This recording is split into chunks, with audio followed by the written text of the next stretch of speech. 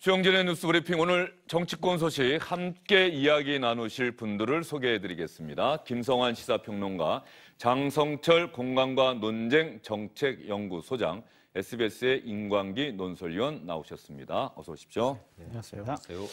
오늘 가장 먼저 다루려고 하는 소식은 유시춘 EBS 이사장 아들, 또 이사장과 관련된 소식입니다. 유시춘 EBS 이사장은 유시민 전 장관의 친누나이기도 합니다. 유시춘 이사장의 아들이라고 한다면 유시민 전 장관의 조카가 될 텐데요. 어떤 문제가 있었던 것인지, 어떤 논란이 있었던 것인지, 지금 유시춘 이사장은 어떠한 입장을 밝히고 있는지 여러분에게 전해드리도록 하겠습니다. 김성환 평론가도 이 소식을 들으셨죠? 네, 들었습니다. 예, 아들이 마약 밀수 혐의로 구속됐다, 실형이 확정됐다, 이런 소식인 거죠? 네, 그렇습니다. 그러니까 지금 대마를 수입을 했다. 수입을 해서 뭐 직접 피웠다고 하는 증거가 있었던 건 아니었지만 뭐 모발 검사도 했는데 나오지는 않았다고 하는데요. 그러니까 그 스페인에서 대마를 보냈고 그게 유시춘 이사장의 아들이 주로 이제 시나리오 작업을 하는 영화 기획사 사무실로 배달이 됐다. 근데 그 수신인 이름이 유시춘 아들 신모 씨, 영화 시나리오를 쓰는 그 주인공의 이름이다. 그래서 그거하고 같이 뭐 비교를 해서 볼 때, 지금 세관 당국에서 그 대마를 수입하는 것들을 확인하고 현장에 가서 유시춘 아들을 체포를 해서 지금 실형을 3년을 지금 선고받은 상황입니다. 1심에서는 무죄를 선고받았는데 2심에서 실형을 선고받았고 이 형이 대법원에서 확정이 됐다. 그런데 지금 논란이 되고 있는 것은 유시춘 EBS 이사장이 EBS 이사로 추천되고 임명됐을 때가 이미 2심에서 실형을 선고받은 직후 아니냐. 그래서 논란이 되고 있는 것 아닙니까? 그렇습니다. 그러니까 이 사건 자체가 최초의 사건이요. 그러니까 지금 말씀하셨던 그 대마를 9.99g을 스페인으로부터 우편물을 통해서 받았던 거. 이거는 재작년 사건입니다. 재작년 11월 달이었거든요. 그래서 기소가 됐었어요. 그래서 1심이 언제 떨어지냐면은 작년 4월입니다. 이때는 유시춘 씨가 EBS 이사장하고 아무 상관이 없었을 때죠. 그래서 1심이 작년 4월 달에 무죄를 선고받습니다. 왜 그러냐면 증거가 불충분하다. 여러 가지 이름도 자기 이름이 아니었고 그래서 정확하게 대마를 본인이 신모 씨가 이렇게 받은 것이라고 확정할 수가 없기 때문에 증거 불충분으로 무죄가 됐고요. 그래서 검찰이 항소를 해가지고 3개월 뒤인 작년 7월 달에 2심에서는 이게 뒤집어져가지고 징역 3년의 판결을 받게 됩니다. 예. 그 직후에 9월 달에 유시춘 그러니까 어머니죠. 유시춘 씨가 EBS 이사장으로 임명이 됩니다. 자, 그러고 나서 작년 10월 달에 최종적으로 대법원에서 확정 판결이 납니다. 징역 3년으로요. 그러니까 그 과정에서 유시춘 씨가 이사장으로 되는 그런 시점이었는데 그거에 대해서 인사검증이 제대로 되지 않은 거 아니냐. 이거에 대해서 지금 논란을 빚고 있는 겁니다. 인사검증이 제대로 되지 않았다. 또 하나는 유시춘 이사장, 처음에는 EBS 이사로 추천이 되는 것이고 이사로 임명되고 난 다음에 이사장은 이사들끼리 호선을 한다고 합니다. 그런 상황이라고 한다면 장성철 소장이 보시기에 이 논란의 핵심은 무엇이라고 생각하세요? 결론적으로 보면 이게 연좌제가 우리나라에는 없는데 과연 내가 잘못한 것이 아니라 내 아들이 이런 실형을 받았다고 해서 내가 과연 이사장직에 될 자격이 없고 이사장직이 됐더라도 내가 사퇴해야 되느냐. 지금 이런 식의 논란이 이제 벌어지고 있는 거죠. 근데 하지만 저런 식의 반응은 공인으로서의 좀 자격이 없지 않는 것이냐라는 그런 생각이 듭니다. 어떤 반응이죠? 저희가 아직까지 반응은 자세히 전해드리진 않고 있는데. 그러니까 우리 아들은 성인이다. 독자적인 인격체를 갖고 있다. 그리고 아들이 실책을 했더라도 어머니에게 책임을 물을 수 있는 것이냐. 이런 식의 반응을 얘기하시는 거거든요. 그럼 이것은 어떠한 공인으로서의 책임의식과 자격이 좀 없는 것이 아니냐. 그런 생각이 듭니다. 예.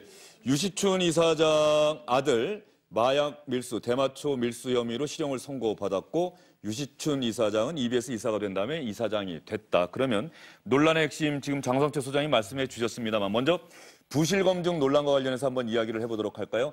방송통신위원회가 아마 검증을 맡는 것 같아요. EBS 이사로 뭐 자천, 타천이든 추천된 사람에 대해서는 검증을 맡는데 방통위 관계자하고 통화를 해봤더니 억울하다 이런 얘기를 하더라고요.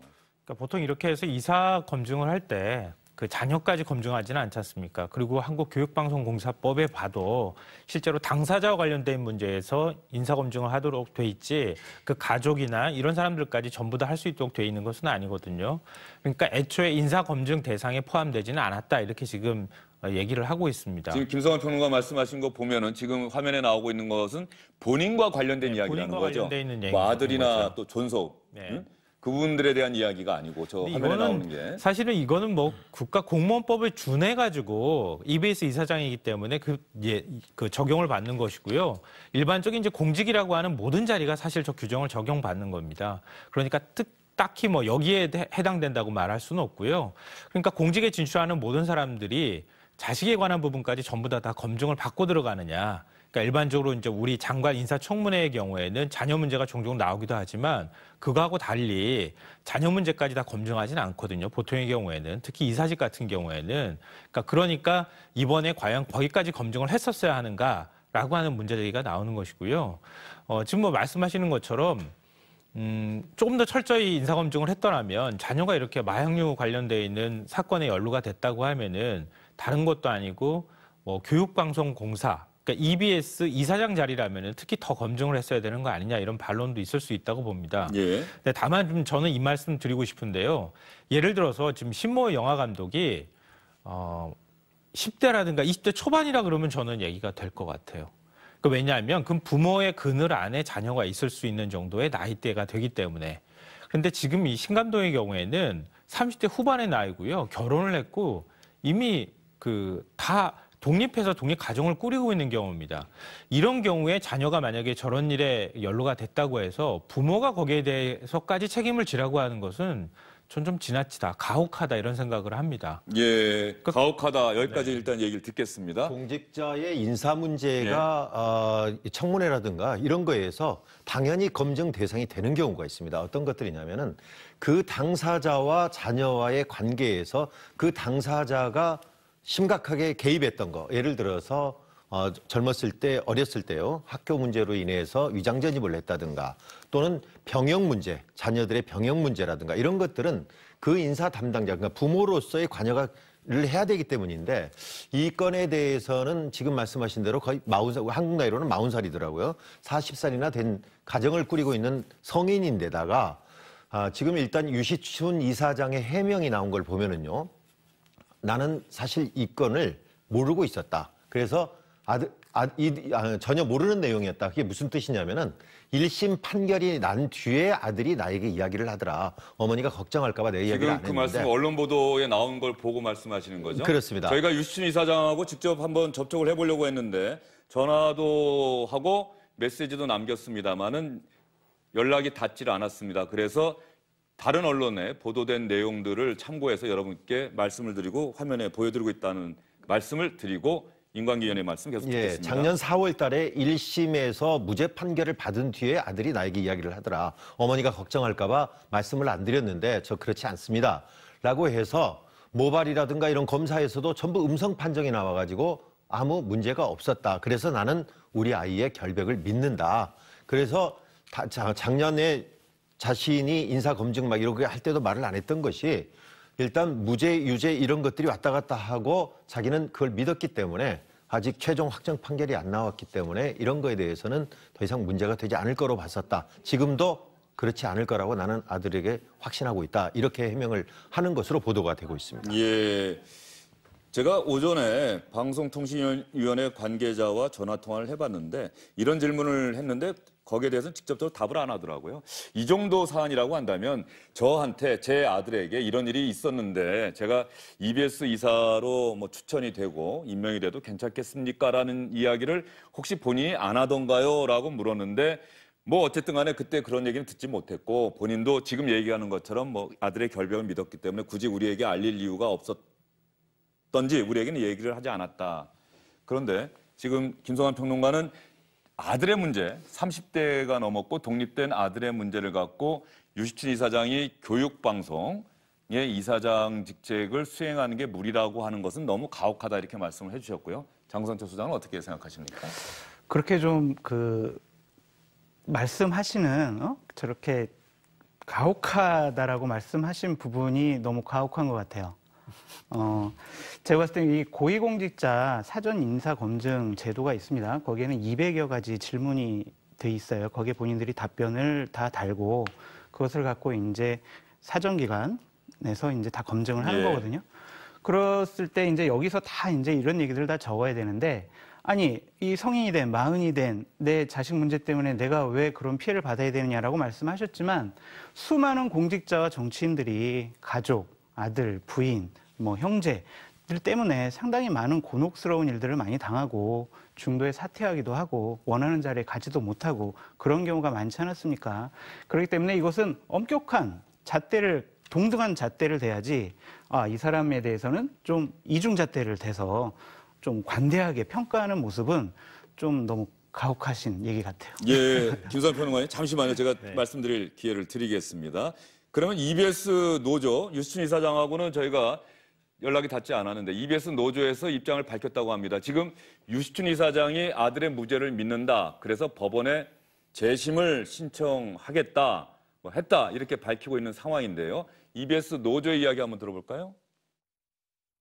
재심 신청을 했지 않습니까? 재심 신청을 했기 때문에 그게 이제 아주 법적으로 명확하게 판단이 나기 전까지는 저희도 이렇다 저렇다 할 건 아닌 것 같고. 노조도 뭐 상당히 신중하고 조심스러운 입장이다라고 하는데, 아까 조금 전에 화면에 나왔습니다마는 방통위 관계자가 이것이 논란이 되고 있는 상황이고, 그래서 지금 이런 상황에서 과연 EBS 이사장 직책을 수행할 수 있느냐, 이 부분에 대한 판단은 본인이 하는 것이다라는 이야기까지 아까 저희가 전해드렸어요. 장성철 소장의 이야기에 대해서 아마 하시고 싶은 말씀이 있으실 것 같은데. 근데 뭐 말씀하셨던 것처럼 내가 우리 집안일이 이러니 내가 과연 이런 자리를 맡을 자격이 있을까라고 고민하는 것은 본인의 도덕적인 우리 사회의 어떤 통념에 관한 부분이나 이런 것에 대한 판단에 관한 부분일 것 같고요.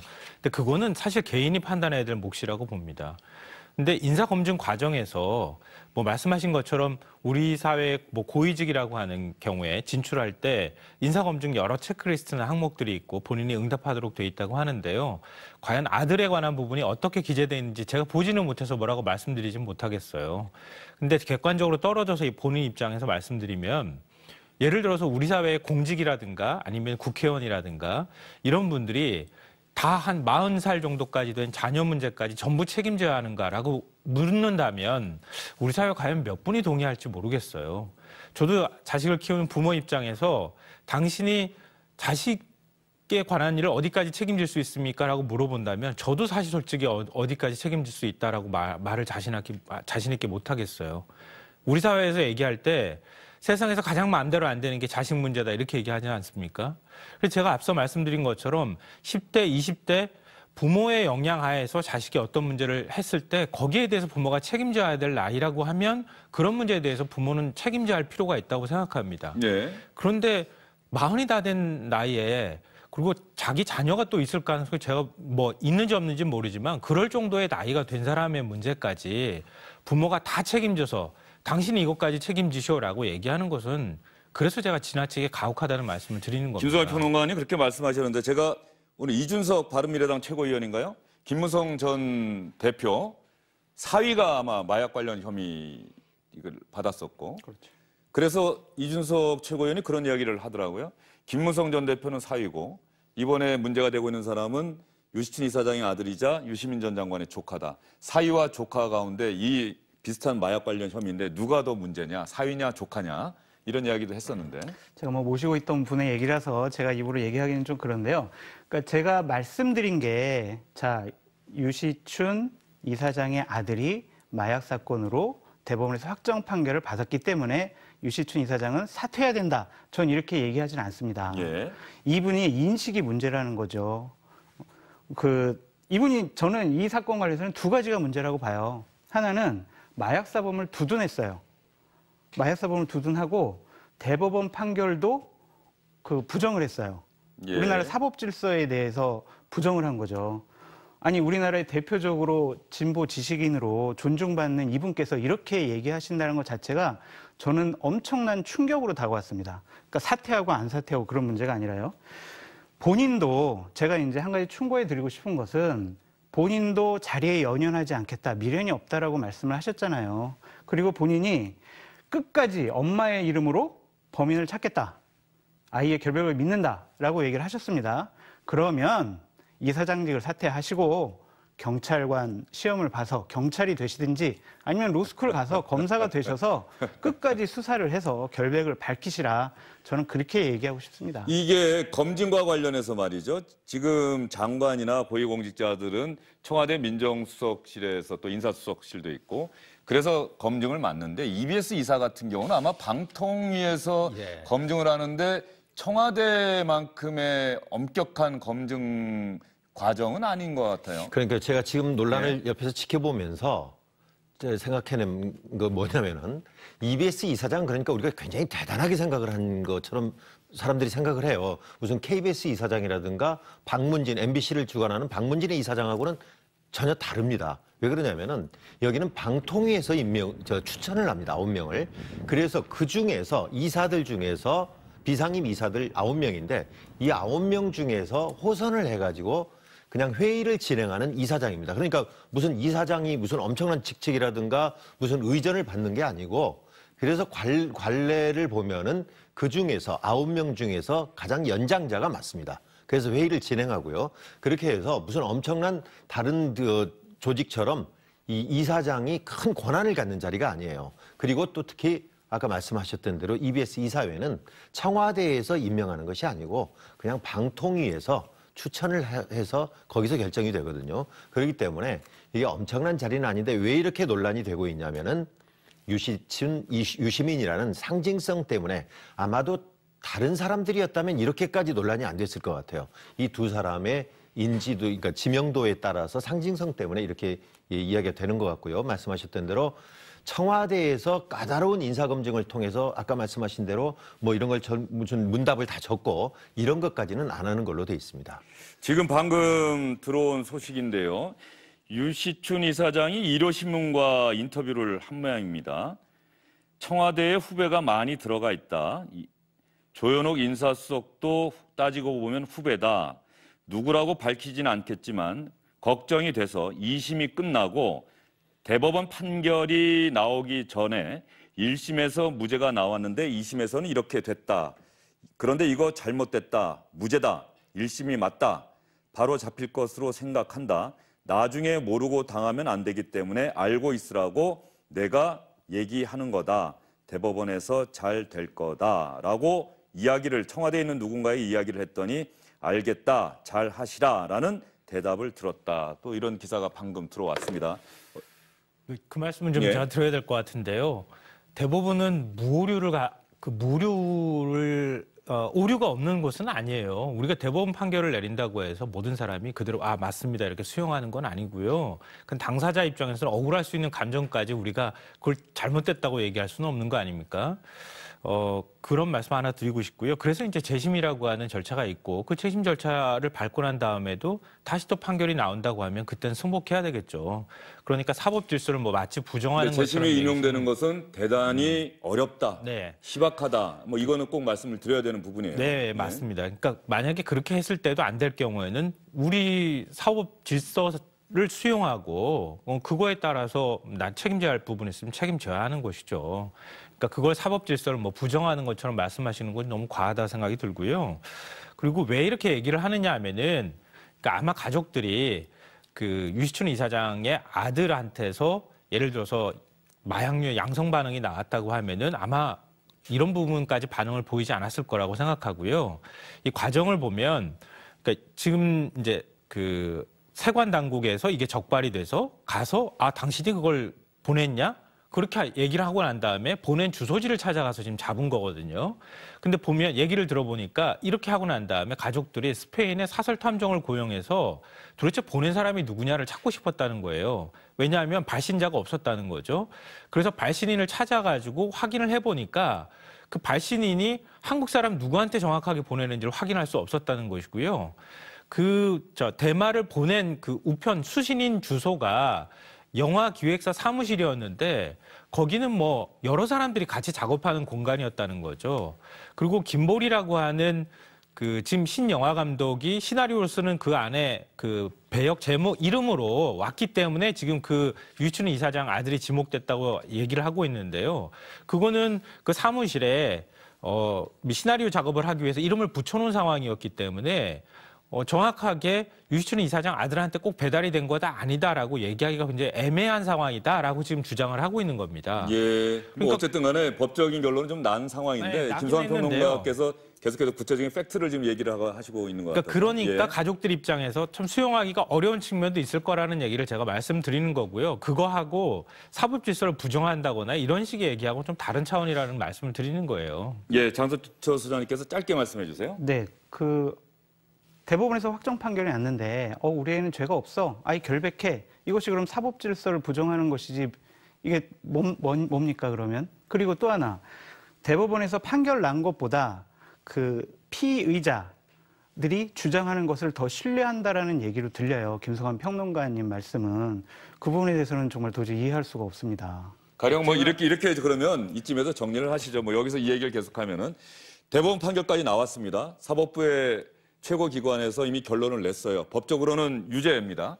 유죄를 냈는데 본인은 뭐 본인도 당연히 무죄라고 주장하니까 어머니가 저렇게 주장을 하겠죠. 유시춘 이사장은 내 아들을 믿고 무죄라고 믿는다. 재심을 신청했다. 그리고 재심이 받아들여질 것이다고 주장을 하고 있는 상황이다. 이쯤 정리를 하고 일단 넘어가도록 하겠습니다. 다만 조금 전에 들어왔던 일요신문 인터뷰 기사를 여러분께 하나 더 전해드리겠습니다. 일요신문 기자와 유시춘 이사장이 상당히 친분이 있는지 얘기를 많이 한 것 같습니다. 대법원 판결 과정에서 저도 이창동 전 문화부 장관 있지 않습니까? 이창동 감독 그리고 동생인 유시민 노무현재단 이사장도 대법원에 탄원서를 썼다고 합니다. 유시춘 이사장이 밝힌 거고요. 그런데 대법원이 이 탄원서를 읽지 않은 것 같다. 그래서 유죄가 나온 것 같은데 이걸 읽기만 했어도 무죄가 나왔을 것이다. 이렇게 주장을 하고 있고요. 우리 아들과 유시민 전 장관이 아주 각별한 사이다. 유시민 전 장관이 우리 아들을 업어서 키웠다. 그리고 이창동 감독 작품의 조감독을 2번 했고 아주 가까운 사이다. 이렇게 유시춘 이사장은 이야기를 했습니다. 정치권에서 반응이 나오고 있는데요. 바른미래당 반응 하나 여러분께 전해드리겠습니다. 유시민 이사장의 방송을 인용을 해서 차용을 해서 비판 논평을 냈네요.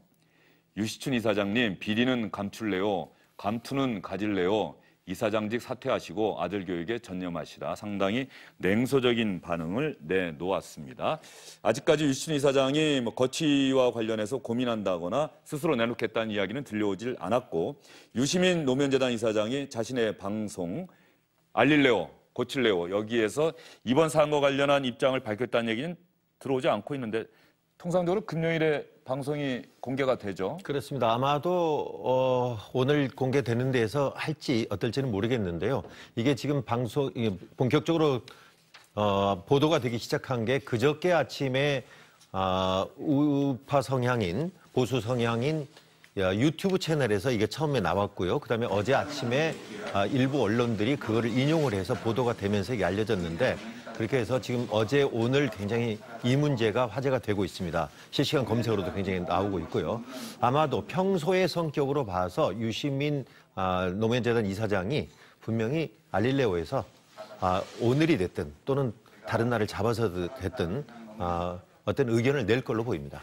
이 부분은 유시춘 이사장, 현직 정치는 아닙니다만은 제가 양력을 봤던 유시춘 이사장이 1987년에 민주헌법 쟁취국민운동본부 여기서도 일을 했었고 그다음에 민족문학작가회의 상임이사도 했었고요. 국가인권위원회 상임위원, 한국문화정책연구소 이사장, 또 작가이기도 하고 말이죠. 유시춘 이사장, 유시민 노무현재단 이사장, 지금 보니까 남매가 다 이사장이라고 하는 역할을 맡고 있는데 상당히 그 글 쓰는 재주, 문제는 타고난 것이 아닌가 싶은 생각이 좀 듭니다. 제가 그냥 짧게 하나만 이야기해 주세요. 더 말씀드리면요. 저렇게 공당에서 조롱하는 듯한 말장난 수준으로 저렇게 얘기하는 것은 옳지가 않아요. 바른미래당 논평에 네. 대해서 지금 비판적인 얘기를 하시는 그렇죠. 거군요. 그 가족의 불행에 대해서 저렇게 흐뭇하게 예. 저렇게 바라보고 조롱하는 것은 좀 옳지 못하고요. 이 부분이 잘못된 것, 그리고 유시춘 이사장이 어떠한 결정을 내린다라는 것, 그것은 우리가 지켜봐야 될 문제지만 가족의 불행에 대해서 저렇게 얘기하는 것은 좀 옳지 못하다. 그런 생각을 좀 해봅니다. 예, 알겠습니다. 유시춘 이사장 아들 또 유시춘 이사장의 거취 문제 관련해서는 앞으로도 정치권에서도 계속 이야기가 나올 것 같습니다. 저희도 주목해서 지켜보도록 하겠습니다. 국회 대정부질문 답변 과정에서 이낙연 국무총리의 답변이 연일 화제가 되고 있다. 저희가 연이틀 영상을 보여드렸는데 어제도 경제 분야 관련한 대정부 질문이 있었는데 이낙연 국무총리 정부 관계자들과 국회의원들 사이에 어떠한 질문과 답변이 있었는지 저희가 그중에 핵심 그리고 시청자 여러분께서 관심을 가질 만한 내용을 중심으로 해서 영상으로 만들어봤습니다.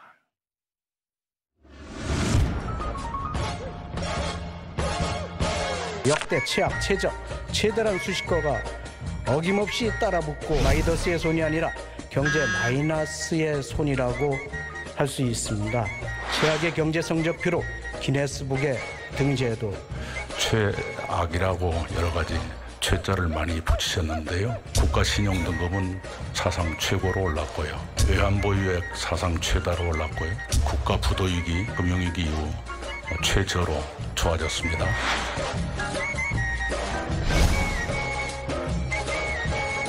최저임금을 무리하게 인상해놓고 몰아붙이는 거 아닙니까? 최저임금 인상에는 명암이 있습니다. 최저임금도 내기가 어려운 소상공인들께는 큰 경영 부담을 드렸고 그 점에 대해서 뼈아프게 생각하고 대단히 죄송스럽게 생각합니다. 이 정부에서 사상 최고라고 했지만 사실은 2016년 8월 전 정부부터 현행을 유지하고 있습니다. 이 정부에서 잘해서 국가신용등급이 사상 최고가 된 것이 아니라는 점을 다시 한번 말씀드립니다. 공과 관은 개선되는 것이라고 생각하고요. 이전 정부의 잘한 일을 부정한 적이 없습니다.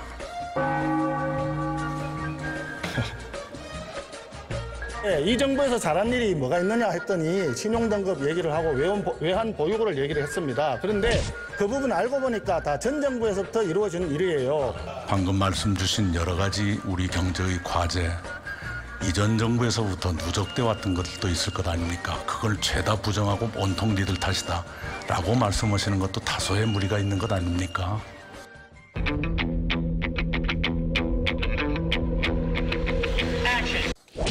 이전 정부에서 잘못한 점이 있었기 때문에 정권을 바꿨죠.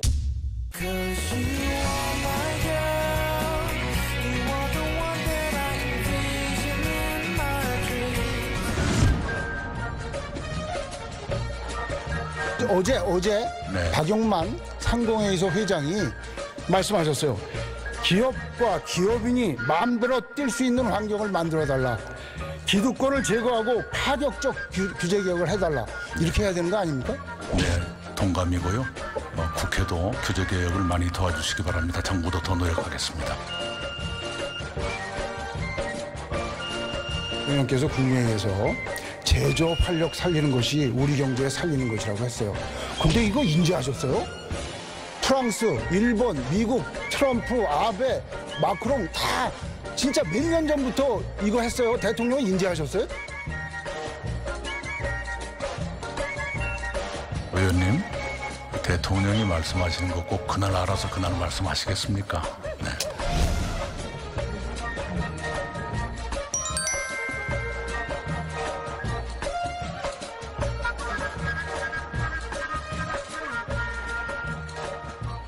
네, 대정부 질문은 이렇게 영상을 여러분께 보여드리는 것으로 대신하도록 하겠습니다. 이낙연 국무총리의 답변 태도, 야당 의원들은 계속해서 답변 태도를 한번 유심히 잘 봐야 될 것 같습니다. 목소리를 높이지 않으면서 할 말은 다 하는, 질문도 저렇게 정부의 실책을 파고들고 질문을 하면 이낙연 총리도 흔쾌히 잘못을 인정하고 시정하겠습니다라고 이야기를 하지 않을까 이런 생각이 듭니다.